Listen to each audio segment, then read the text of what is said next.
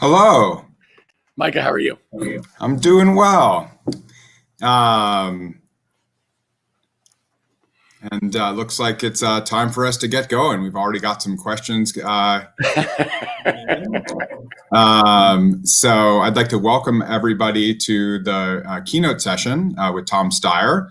Tom left his successful investing business to give his own money, time, and energy to fighting for progressive causes. He soon became one of the country's leading voices in registering more young voters and voters of color, fighting climate change, working for racial justice, and helping secure better lives for all Americans. So, just a few small changes. From founding voter mobilization organization Next Gen America to spearheading impeachment with Need to Impeach, Tom has led a number of people-first grassroots campaigns that have repeatedly defeated powerful special interests. Tom has mobilized grassroots efforts to beat big oil, clean air laws, force big tobacco to pay its share of healthcare costs, and close a $1 billion corporate tax loophole to fund public schools. Most recently, as I'm sure many of you saw on television and elsewhere, Tom was a former Democratic presidential candidate, and he now serves as co-chair for Governor Newsom's Business and Jobs Recovery Task Force. And he co-chaired then Vice President, now President-elect Joe Biden's Climate Engagement Advisory Council to help mobilize climate voters. So, Tom, I'm going to invite you to make a few remarks, and then I'll come back in with questions from myself and the audience. So, Micah, thank you for that introduction. Thank you for this opportunity. I do think that introduction could have been the introduction to California Forward, to be honest, inclusive and sustainable growth for everyone. That is, in fact, a pretty good description of what I've been trying to push for over the last decade plus. It's also true that we're at a time of unprecedented crisis in the state of California. I mean, we've got a pandemic on our hands that has been going on for months. We have the economic fallout from that pandemic in terms of business slowdown and job loss. We went through this summer the worst fire season by far that California's ever undergone, and it's representative of the climate crisis that we're facing as a globe. And I think that 2020 was a year when the United States broadly and California specifically confronted the systemic racism that's been part of our country virtually forever. So this is an unprecedented time, and it calls for real leadership.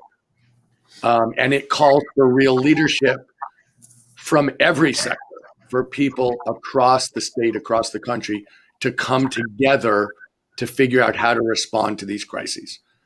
And I know that's what California Forward is about. That is exactly what the governor's Business and Jobs Recovery Task Force was about.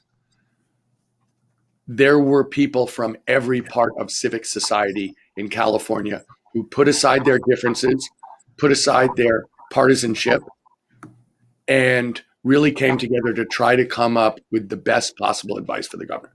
So that includes famous business leaders. It includes small business owners. It included 15 union presidents. But it also included community and civic leaders from across the state. And it included 4 ex-governors, 2 Republicans, 2 Democrats. And it was exactly what you would hope to see in California, which is people stepping up in a crisis to come up together with the best possible advice. And let me say this, Micah didn't say it in the introduction, but we completed our task, I think something like 10 days ago, and handed in a report, including over 50 specific recommendations to the governor. But let me just talk a little bit about what we saw and how we approached it. We saw the economy as part of the whole ecosystem of the state of California.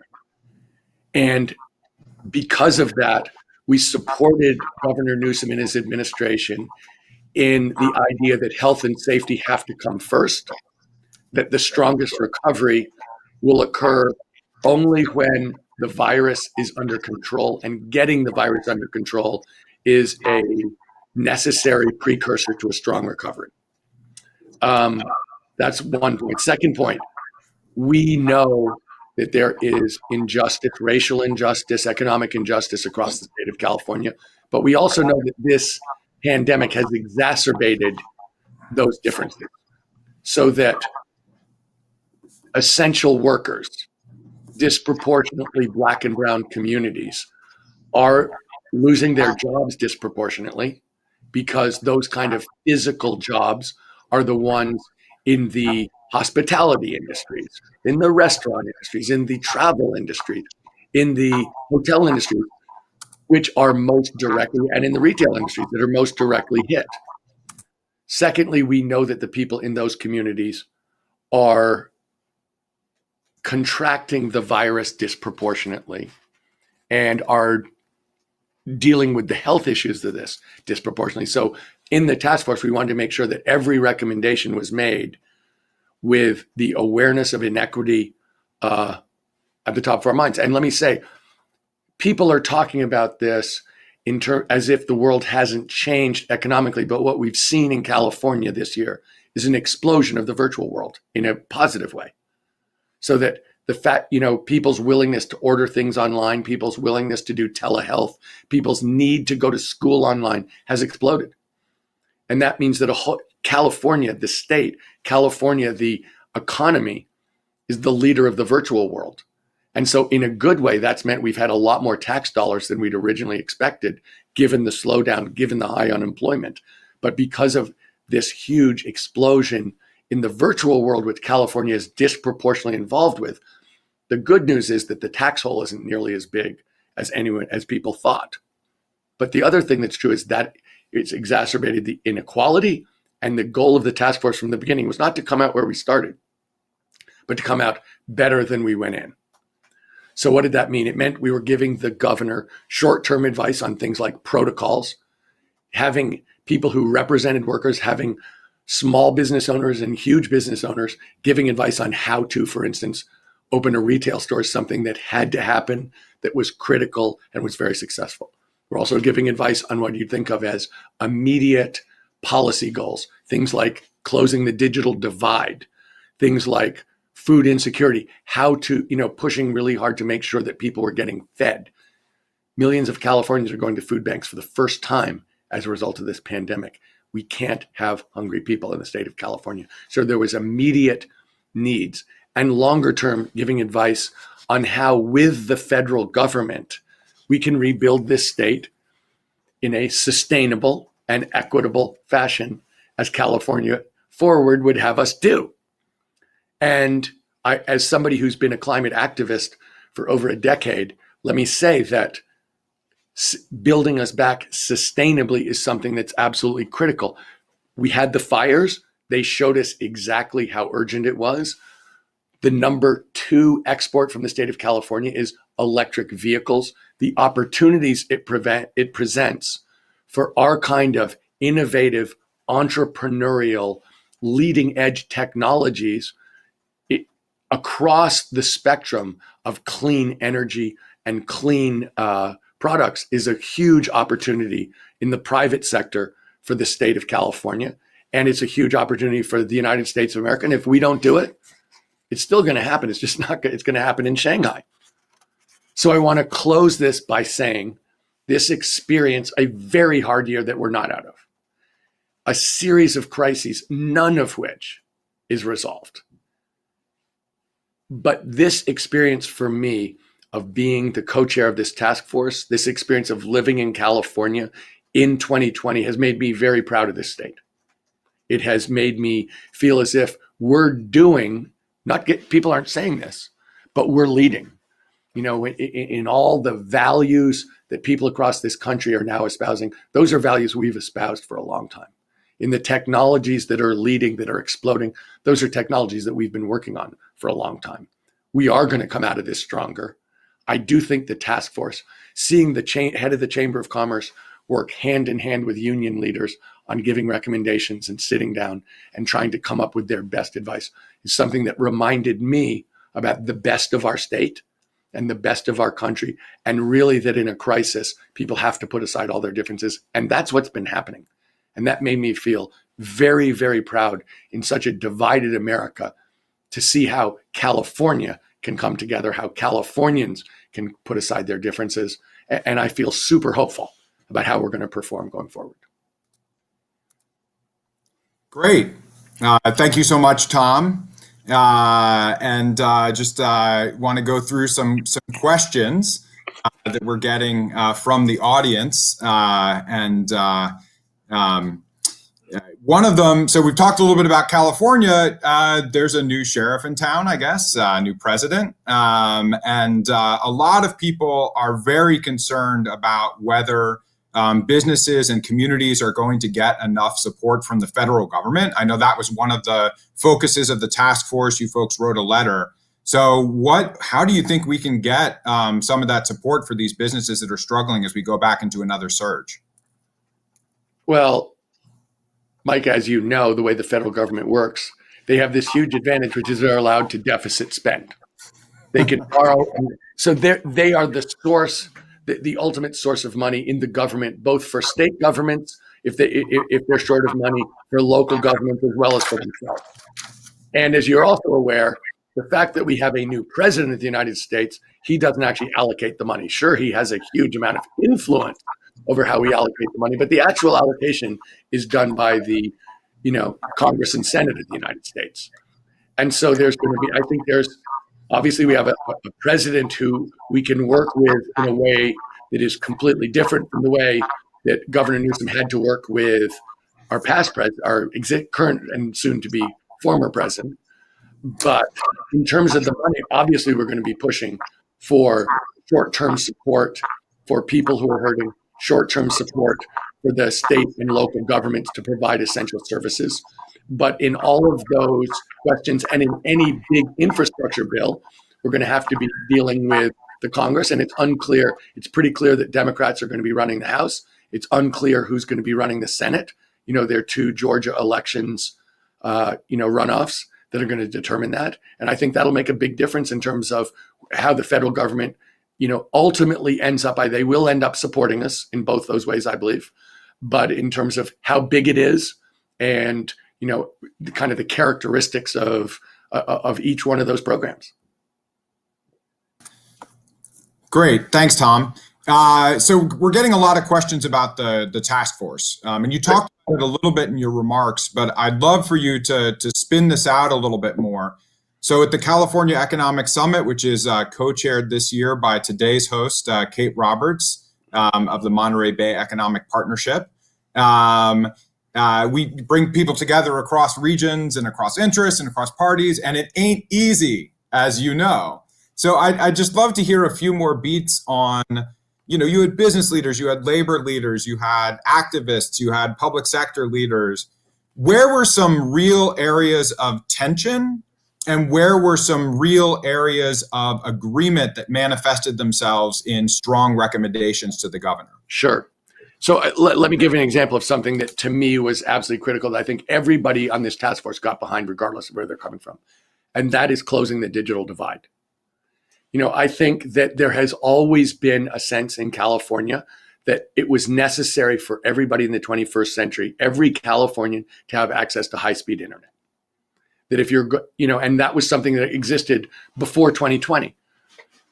But one of the first things I realized as co-chair of the task force was, I didn't know it'd be 100% virtual school, but I knew that there would be a different kind of schooling involving a lot of online education in 2020, because we weren't going to go back to school the way we'd been to school before.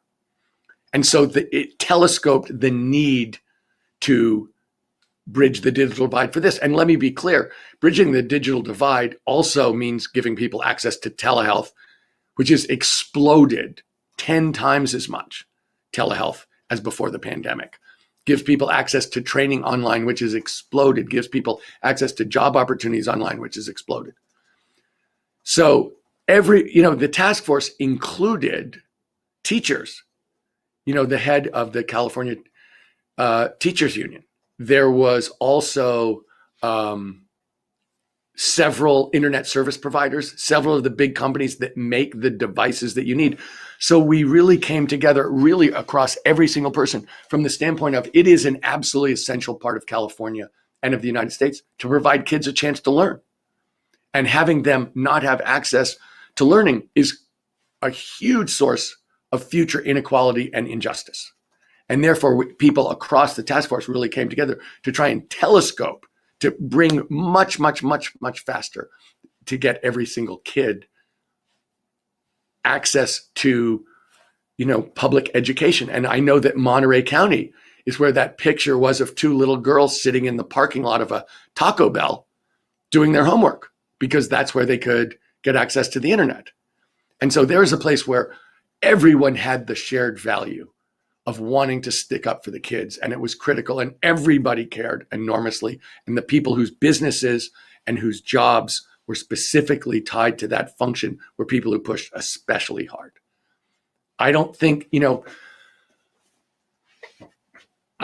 there were places where we really differed in terms of where we were coming out.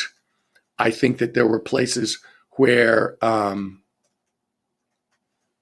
business people were worried about taxes.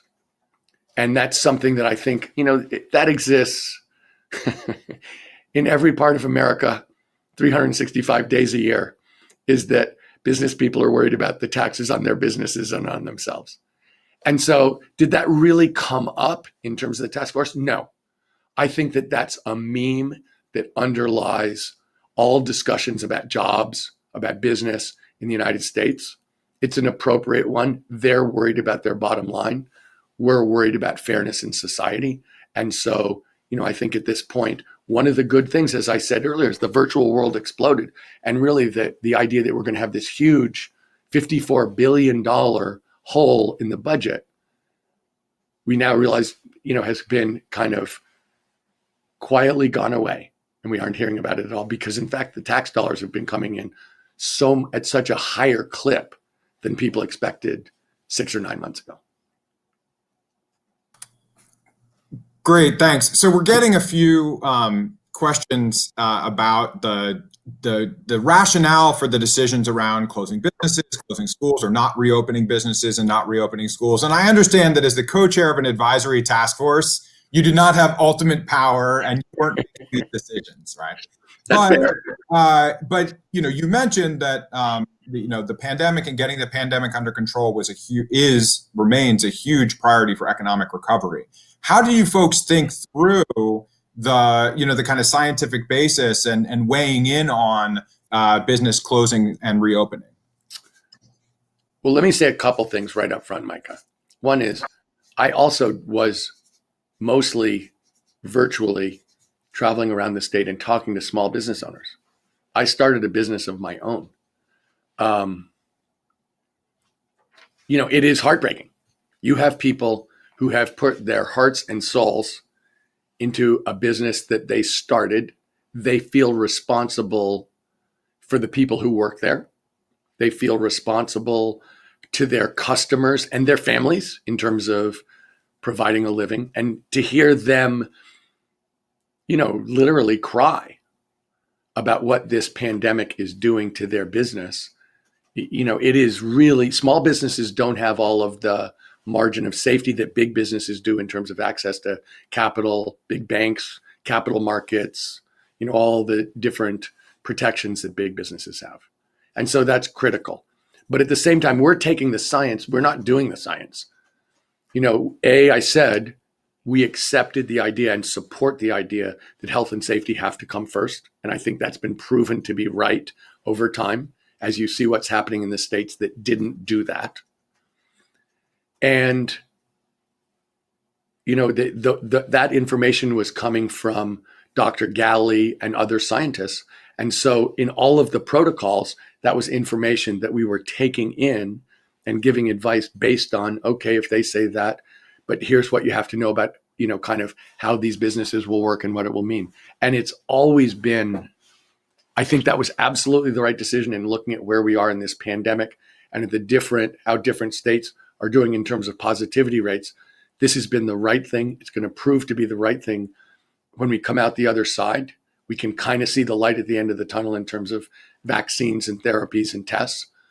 But it's been horribly painful to watch, because at every one of those small businesses, somebody who's really invested in every single possible way that human being can invest his or her life. And we also know that small businesses are disproportionately run by women and people of color. And so supporting them, one of the first things the task force did was have a campaign called Shop Safe, Shop Local, to do all the things we could do to bring some of that support specifically to small businesses to protect them. So I don't want to go on too long, but obviously this is a tension that exists. But in that tension, we tried to make sure that we supported the governor in putting health and safety first. Great. Well, speaking of tensions, we know you're a big climate activist, and that addressing climate change is a huge challenge for you. What about those businesses, small and large, that say, look, that'd be a nice to do once we get through the pandemic, we can think about climate change again. How can we make sure that we address climate change while dealing with the pandemic? So another easy question. Yeah. Well, that one actually is easier than it sounds, Micah, because the technology's moved in terms of clean energy, clean products, so that actually being green is cheaper. Actually being green gives you access to better products at lower prices. So, I mean, I think if you'd asked me that question 10 years ago, that would have been a different situation. But we've seen, the equivalent of economies of scale and some version of Moore's Law working, so that, for instance, the upfront cost of an EV will be lower in 3 years than the upfront cost of an internal combustion driven car. And that doesn't even take into account the thousands of dollars per year that people spend in the upkeep of an internal combustion car and in the cost of gasoline itself. So we're really seeing the ability to move to green in the private sector really exists. It's the job of government to set up the framework and the infrastructure so those private companies and those private consumers can take advantage of the technology that are there. But the good news is, as bad as the climate crisis is on a scientific basis, the technology that people have developed, including a ton of people in California, specifically here, is way past what people expected at this point, and really makes the question you're asking, we're good. We have the capability of doing this in a way that's cheaper and let us grow faster and cleaner. Well, that's a positive note to end on. So that's thank you so much for being here today, for everything that you've been doing in California, in the national conversation, your service on the governor's task force. And we're really looking forward to working with you going forward in the future. Thank you so much, Tom. Well, Micah, first of all, thank you for having me. And second of all, thank you for the work you do. I really do think I was teasing at the beginning a little bit about how much your values are our values of the task force, but they really are. Everything I was saying is something that reflects you. So thank you for what you're doing. And I hope everybody is safe and has a great holiday season. Thanks, Tom.